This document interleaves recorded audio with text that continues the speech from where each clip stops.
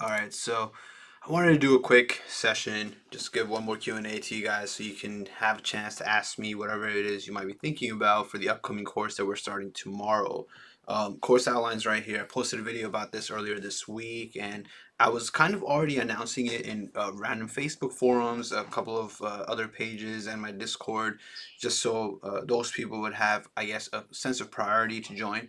So right now we're currently up to 57 students, and it's mostly just step one. I haven't gotten any step two students yet. So the thing is that if there is someone that wants to sign up for the step two portion of it, it would literally just be a one-on-one thing, and we would just go through the whole thing. So that's still pretty good and still up there. For the step one students, as I said previously, even with 50 students, only under half of them really actually show up for the live sessions. Majority of them utilize the recordings just because everyone has their own schedules, and some of us work, some of us have classes, some of us have other priorities to take care of at that time. So the step one class is filling up. It's looking good. Our first session begins tomorrow morning, 10 a.m. We're going to begin with biochem. So we're going to just jump right into, molecular, cellular lab, genetics, and nutrition is mostly just stuff you do on your own. It's really just reading, memorizing, and kind of getting a grasp on things. So we're going to jump into the metabolism chapter and go through all the diseases tomorrow. So diseases meaning, obviously a grand portion of biochem metabolism is really just memorization, right? A little bit of it is understanding, which is what kind of helps you with the nutrition aspect, understanding how people can lose weight, how they can control their diabetes, and stuff like that, right? Weight loss is not as commonsensical as people may think. For example, a lot of people, if you ask common folk, how can you lose weight? Someone might answer saying, oh, just stop eating. Well, that's not necessarily going to cause you to lose weight, just because of how our metabolism works, right? Then there are case scenarios where people who eat non-stop, and we all have that one friend that just won't stop eating, but they're the skinniest amongst your circle of friends, and that's another sense of metabolism, right? So it's not as commonsensical as metabolism may seem to many people. So we're gonna just run through the diseases. All of this is just reading, memorizing, understanding. This diagram is like probably the biggest portion of biochem, right? This diagram itself is everything you need to know, and it's something that by the time you're ready for step one, you need to be able to draw this from your mind. You really don't have to know every single enzyme, but you do need to generally be able to tell me, like, where does galactose go? Where does glycogen come from? The whole gluconeogenesis versus glycolysis aspect of things, which is a huge part of your test in terms of biochem metabolism questions. Connecting the cycles to TCA cycle, connecting it to the fatty acid cycle, connecting it to the urea cycle, and really just understanding what is essentially shown here as a puzzle. And it is, right? It's the puzzle pieces that come together, where if one of these pieces stop working correctly, kind of everything gets messed up. And then, of course, picking out and memorizing key substrates, right? Like malonyl-CoA is a very key substrate. In the urea cycle, we know that carbonyl phosphate is an important one. Arginine is an important one. Ornithine, of course, for OTC deficiency, or ornithine transcarbamylase deficiency. So we're going to be kind of just really running through all the diseases tomorrow. And by that, I mean, like, first thing we'll look at tomorrow is going to be our G6PD deficiency. Oh, actually, this one, pyruvate dehydrogenase complex deficiency. Right, so we'll look at this. We'll kind of get an understanding of what this means, how the patient is going to present, what are some key things you're looking for, how it looks like in the real world if you ever saw this in what would essentially be, I guess, a pediatric community. We'll look at pentose phosphate pathway, understand how deficiencies here look like, G6PD deficiency, and then it just goes on and on, right? We have all our fructose metabolism issues, our galactose metabolism issues. Let's look at, let me just put this into lactase deficiency, and then this page right here with the urea cycle, issues in that, hyperammonemia. Hyperammonemia itself is a very, very big chapter, a very big topic. I mean, because it's not just over here. The more you study hyperammonemia, you realize that this connects to GI. And when we're going to be doing our course tomorrow, we're going to be connecting the dots between biochem and how it looks like for other chapters. Because very seldom will your questions be just a straightforward biochem question. For hyperammonemia, you'll probably get a patient who has some kind of GI issue, which then leads to hyperammonemia, and then they'll, instead of asking you more about the GI issue, ask you about the biochem. To really show you that, you can see this question right here, right? So a 54-year-old man with a history of cirrhosis brought to the ED by his wife, found him agitated and confused. She says he was nauseous and vomited bright red blood several times yesterday. So right off the bat, just by knowing he has cirrhosis and now he's vomiting, you have a pretty good idea of what list of things could possibly be wrong with him. His cirrhosis is secondary to chronic hep C infection, so that better tells you what's wrong with him. And he's received treatment in the past for esophageal varices. Physical exam reveals abdominal distension, decreased liver span, and testicular atrophy. So he's got like the full spectrum of basically hepatic encephalopathy, right? A jerky, irregular tremor involving his hands is seen with wrist extension, which is asterixis. And you can see that even though this question is a GI question, it's connecting back to hyperammonemia and biochem metabolism. So they go on to ask you what is most likely to be elevated in his astrocytes, right? So this started off with a clinical GI question, but actually ended up being a straight up fully biochem question, right? What is going to be elevated in his astrocytes? And the answer for most questions related to asterixis is almost always going to be glutamine, right? And I have that in the red here as a note. The glutamine is the end product right here. All the ammonia comes in, combines with glutamate, then combines again with ammonia, and then you get glutamine. And that's what happens when you have hyperammonemia, right? You have too much ammonia, so the ammonia is changing all your stuff. Now, if you don't recognize this, then you got a lot of studying left to do, and that's okay. But if you do recognize it, then you'll remember this is related to your TCA cycle, right? Alpha-ketoglutarate is combining with ammonia to become glutamate, and then glutamate is combining with ammonia to become glutamine. And this is how your body is trying to get rid of all the ammonia you have. Just combine it with shit, right?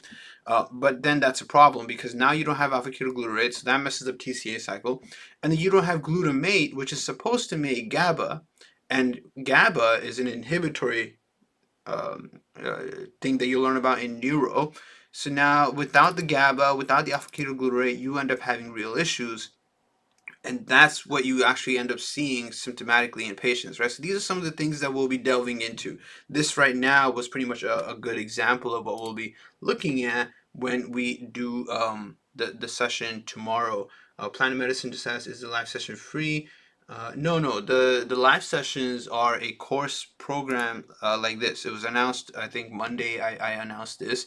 So we're gonna have, we're most likely all meeting in a Google Meet session. Google Meet is free. It's got all the resources and everything for raise your hand or take notes or whatever. And it's got infinite timing, unlike Zoom and some others where you have to pay for longer sessions. The session is going to be about 2 hours tomorrow morning, and we're just going to be going through all the biochem high yield topics, right? All the diseases, really kind of understanding what the disease is about, how it gets tested in the USMLE exam, right? So you can see what I just did right now for hyperammonemia was one example of what we're going to see in the session tomorrow and in upcoming sessions. So I highly urge, if you have your step 1 coming up, if you have your MBMEs coming up, that you sign up, because these high yield topics in the past, I've been doing this for 5 years now. It's been an honor to work with everyone, teach people all over the world. And now at this point, it's come to the point where I actually end up crashing into people at places, and they recognize me, because of my channel, and it's always a great feeling. And what I've seen from the 5 years I've been doing this is that this is what helps people the most, right? Going through the high yield topics one by one in terms of diseases, and then talking about it with you guys in this manner about what it is, how it presents, and what it's going to look like on your exam by looking at practice questions. Tomorrow we'll top it off by just continuously going through, right? We got this entire page of diseases right here. We have your cystinuria, all of this stuff. It's just jam-packed, right? There's so much disease that we need to kind of master.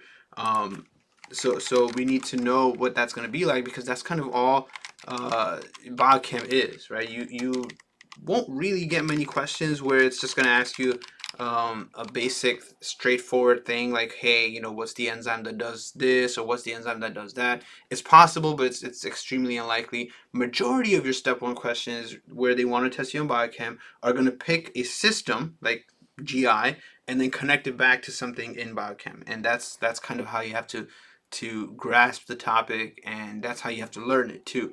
So even when it comes to like glycogen, for example, right? So we have a bunch of practice questions down here, and we're going to look at all of these when we do our session tomorrow. But with glycogen, how are you going to get tested on this, right? Because you're not going to get a patient where you're not going to get a question where you just straight up get asked, oh, hey, what's the enzyme that causes issue number 2 or issue number 3? You're going to get a clinical scenario where issue number 3 is occurring. And then based off of that, because of issue number 3 where it's occurring, you have to first identify issue number 3. Then you have to remember the enzyme that's responsible for the issue in number 3. And doing both of these things requires understanding a lot of scenario issues. Veronica just said, can I clarify? Because yes, I did announce that the session is going to be 9 a.m., but tomorrow morning session is going to be at 10 a.m. Generally speaking, all sessions are going to be held at 9 a.m. ET. And, you know, just everyone that signs up will know ahead of time what time the sessions are. So tomorrow is the first session. We're going to do it at 9 a.m. and then we're going to go ahead and start like really breaking into the topics. Yes, the class was supposed to start November 4th, but then now because I've got most of the enrollment in, I'm trying to get it started right around tomorrow. But if I get more people that email me today trying to say that they want to enroll, then I will make sure that we pass it on and push it to November 4th. So I'm just trying to get it started just because we have a lot of students already. I'm not sure how many more are going to try to sign up. So that's why I'm doing this live session, so you can ask questions just the way you're asking. So thank you very much for asking your questions. But yeah, I'm just, I have the students I need. I'm not sure if more people will sign up, so I didn't want to wait and waste the time for the students that are already enrolled. And it's free for people that can join your live videos. Where did I say that? No, this course is not free for anyone. This is just a course that is a separate thing where we will be meeting one-on-one with, well, not one-on-one, but one-on everyone that's involved and signed up. And then we're going to talk about all the topics like I just talked about right now. Anya, you can just shoot me a quick email at USMLE.live. Oh, sorry, that's the wrong email address. My bad. Let me actually remove that. Email USMLE.live 2018. Oops, did not mean to hit enter.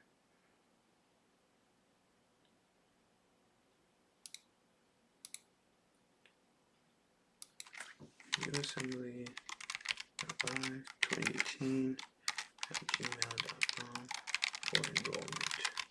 There you go. Alright. So I'll pin that so everyone can see that at the top. Membership is for the videos that I've already got, right? So the full step 1 playlist, the full step 2 playlist. I have the NBME explanation playlist for 22, 24. And then new content that's going to come out now is I've started making videos for the NBME 25 to 31 explanations. So once those are completed, I'll start uploading those as well. And I'll probably try to do some of those live just so people can ask questions as well from those. This mastery course, this is something that I do aside as a separate thing. And again, like anyone that wants to try to like enroll into this, just shoot me a quick email and we can go over any questions you might have about this. Enrollment basically gets you live sessions with me every whatever days are listed here. There will be a schedule given out to everyone for day 1. So you're going to get like a whole study plan of what we're going to be doing in upcoming sessions. All students will know what's happening ahead of time before we meet. If there's any changes to schedule, which obviously can happen at any time, then I will make sure to let everyone know ahead of time. So those are basic things that happen all the time. It's not the biggest issue. But then, yeah, everyone that signs up also gets all my annotated notes. They get access to me for any questions they have, in-depth review for 2-hour sessions every day. And then there was one more thing that everyone gets when they sign up, which is... no, that's, yeah, everything that's listed here basically. Yeah, so it's a pretty well priced course as well, because you know, when we did the math, it comes out to about $10 an hour for the tutoring. But on top of that, not just $10 an hour for the tutoring, the resources that you're getting for signing up are also expensive just to buy on their own. And that's kind of what made me famous in the beginning, right? When I started selling my annotated first aid, that was the big thing that kind of launched the channel in a very positive direction. Is there an offline course where I can only access the content without attending the live stream? Yeah, so if you want to just access the content without attending a live stream, then I have full step 1 and step 2 lectures on the channel itself. You just click the join button anywhere on my channel or possibly even under this video, and then you'll be able to see all the videos. If you're unable to see the join button, maybe because the country you're in doesn't have the YouTube membership plan, then just shoot me an email and I'll try to see if I can get you access in another way. So only way to access videos, whether it's live or recorded, is by paying the membership. No, so I have a bunch of videos on my YouTube channel already, right? All videos are accessible by just becoming a monthly member, which ranges from $35 to $50 a month, depending on the membership plan you choose. Once you become a member, you can see all the videos that are there. The $1,000 enrollment is only for this.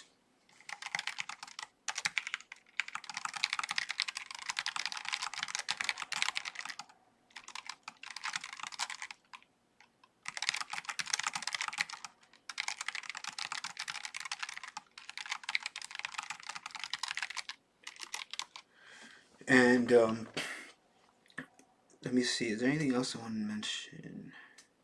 No, I think that's about it. Yeah, it should be, it always has been a very effective course, which is why I continue doing it, which is why I continue getting students, and it just works out. A lot of the new students I get are mostly, previous students who tell their upcoming class that, this is something they use to pass. So a lot of people who are now MD4 have been telling MD3 students, hey, sign up for that course or whatever, and then it just happens to work out, and I continue having more students come in because of just word of mouth. It is undeniably effective to talk about the topic with me and then kind of discuss how it would present in an actual clinical scenario, and on top of that, follow it up with practice questions.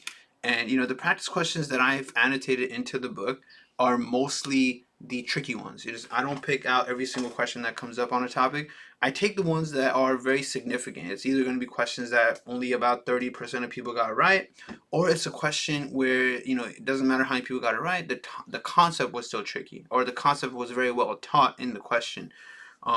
And when you look at these questions simultaneously after reading the topic, you better grasp it rather than just, reading the topic and then thinking you caught it, and then you do a practice question and you realize, oh, wow, I read that, but I actually didn't, memorize it right. So that's kind of what this mastery course has really been effective for.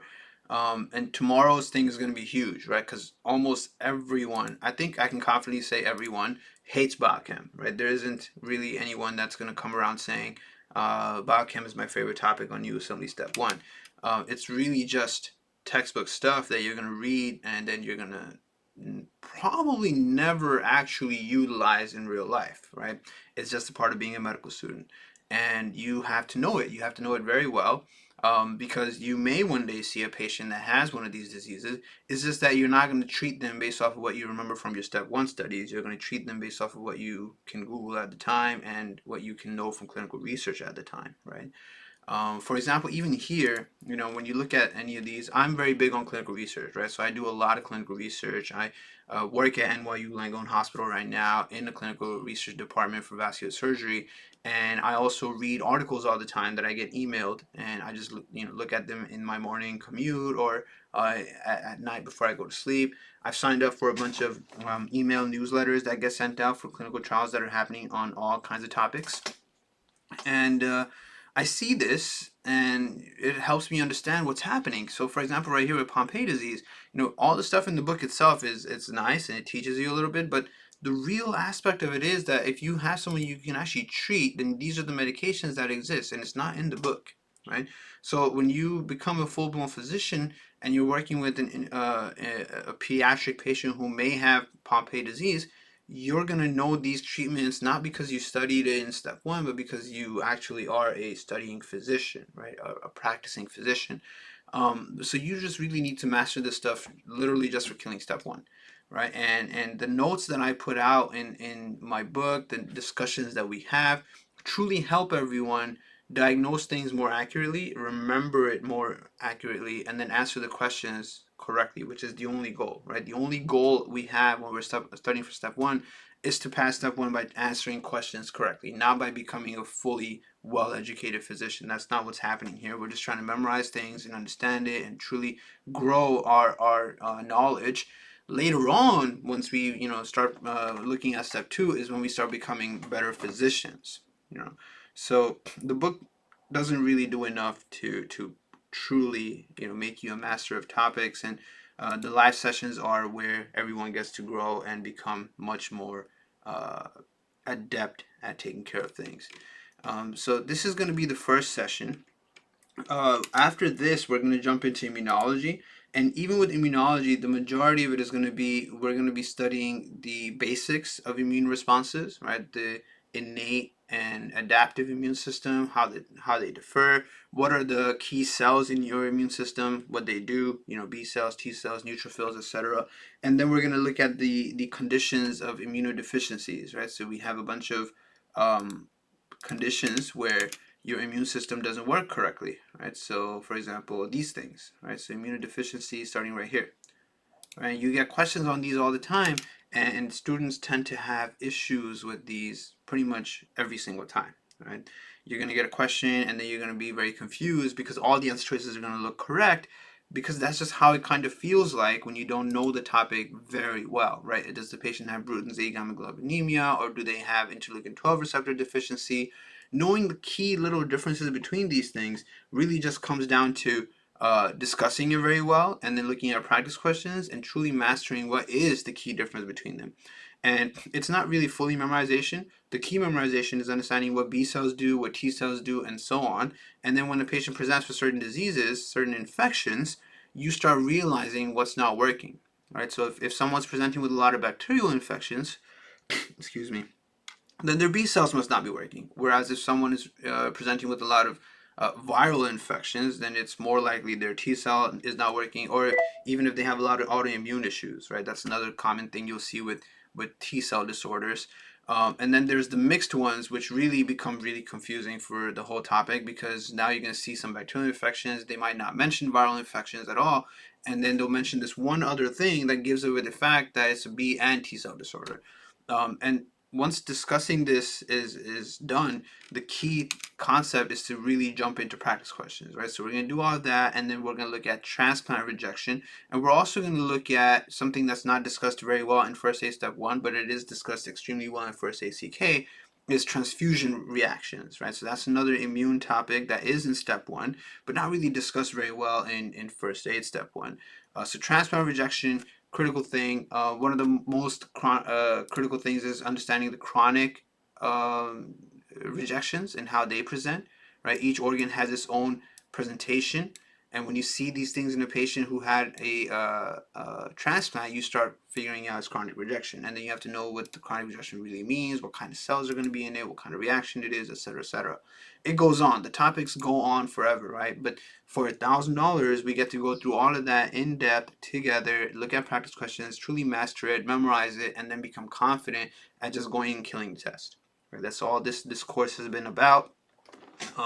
And in the past, it's been extremely effective, which is why I continue doing it. It's hard for me to do it too, because it takes up a lot of my time. I have to review the topics before I sit down with you guys to go over it. I have to do my best to not make any mistakes in discussing whatever it is that I discuss in the live sessions.